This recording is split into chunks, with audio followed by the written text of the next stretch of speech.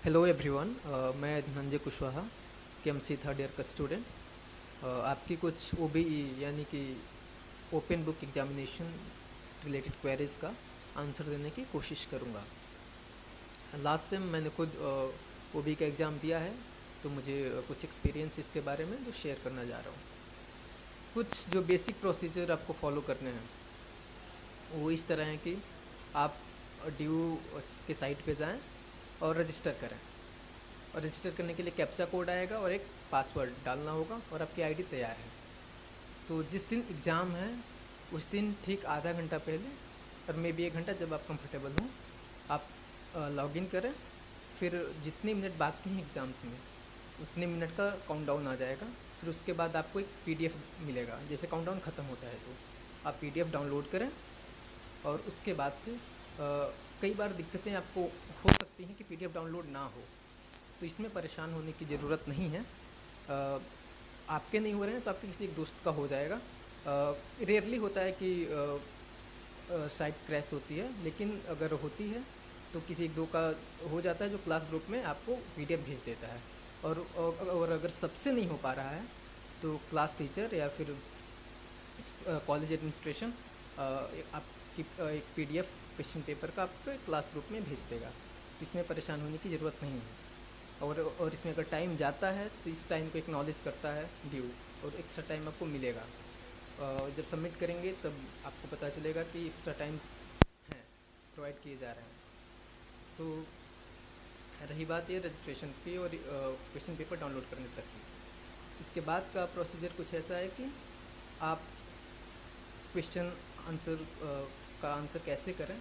उसके लिए सबसे ज़रूरी है कि आप आंसर्स का एक ब्लूप्रिंट तैयार रखें पहले से ही। इससे क्या होगा कि जैसे आपको 3-4 सोर्सेज पहले से रेफ़र करने होते हैं, तो आप उस टाइम पे ऑन द स्पॉट नहीं कर पाएंगे, क्योंकि 6-7 पेज एक आंसर में लिखने होते हैं जो काफ़ी मुश्किल होगा ऐसे ढूंढ कर लिखने में उस टाइम पर।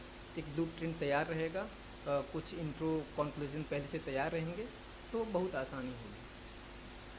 और जब आप आंसर लिखें तो पेजों पे नंबरिंग करना ना भूलें, क्योंकि जब आप स्कैन करेंगे आखिर में, जब समय कम रहेगा, तो कौन से पेज करने हैं कौन से नहीं करने, काफ़ी कन्फ्यूजन होगा। क्योंकि आपको करीब 25-26 पेज होंगे टोटल, तो किस पेज पे किस आंसर का क्या है कन्फ्यूजन हो सकता है, फिर सारा नंबरिंग ख़राब हो सकता है।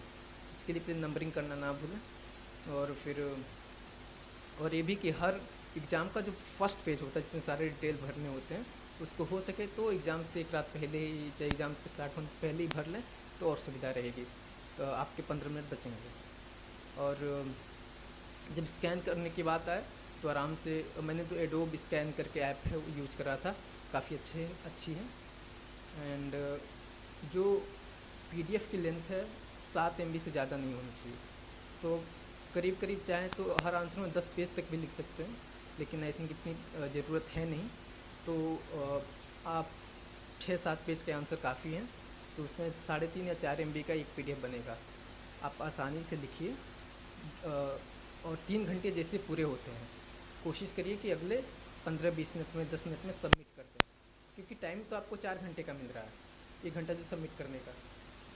तो अभी आप, ऐसा हो सकता है कि आप सोचें कि 4 घंटे का मिल रहा है तो 4 घंटे लिख के फिर सबमिट करते हैं, लेकिन आखिर में रश इतना हो जाता है कि फिर सबमिट करने में काफ़ी दिक्कतें आती हैं, साइट क्रैश कर जाती हैं।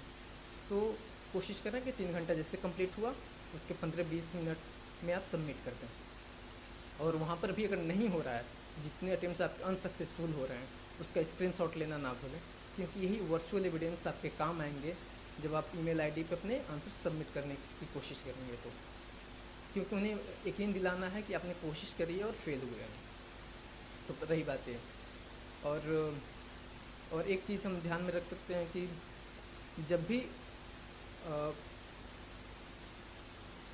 पीडीएफ हम बनाएं, जैसे एडोब इसको स्कैन की बात करी हमने, जब पीडीएफ बनाए तो उस पर लिख दें कि कौन सा आंसर है, किस सवाल का आंसर है।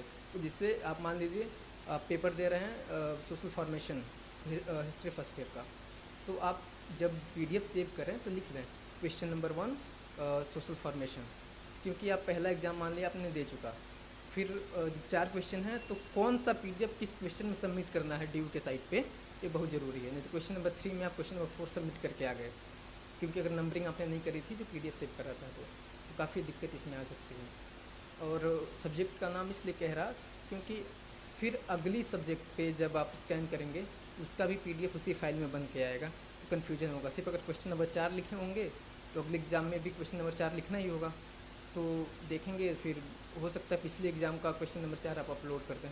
इस चीज़ को भी ध्यान में रखना बहुत ज़रूरी है। और बाकी कॉलेज ने आपको एक ईमेल आईडी प्रोवाइड कराया है कि अगर आप फेल होते हैं काफ़ी कोशिशों के बावजूद, तो आप उस ईमेल पे एविडेंस के साथ स्क्रीनशॉट लेकर अपलोड कर सकते हैं कि मेरा नहीं हुआ, उसमें सबमिट हो जाएगा। तो बाकी बातें यहीं तक हैं। All the best for your OBE examination, और निश्चिंत रहें, सारी चीज़ें बहुत आसानी से हो जाएंगी। जितनी मुश्किल और कॉम्प्लेक्स चीज़ें दिखती हैं उतनी है नहीं असल में, और टाइम से सबमिट हो जाता है। साइट भी काफ़ी अच्छे से काम करती है, तो रिलैक्स्ड रहें, शांति से चीज़ें करें और आंसर्स की एक ब्लूप्रिंट तैयार रखें ताकि बस लिखना रहे, उस टाइम पे खोजने की ज़रूरत ना पड़े। और आसानी होगी कि अपनी दोस्तों का एक ग्रुप बनाएं कि कोई भी कन्फ्यूज़न के लिए तुरंत बात हो पाए, और टीचर्स के साथ भी कनेक्शन में रहें ताकि चीज़ें हेल्पफुल रह सकें। Thank you.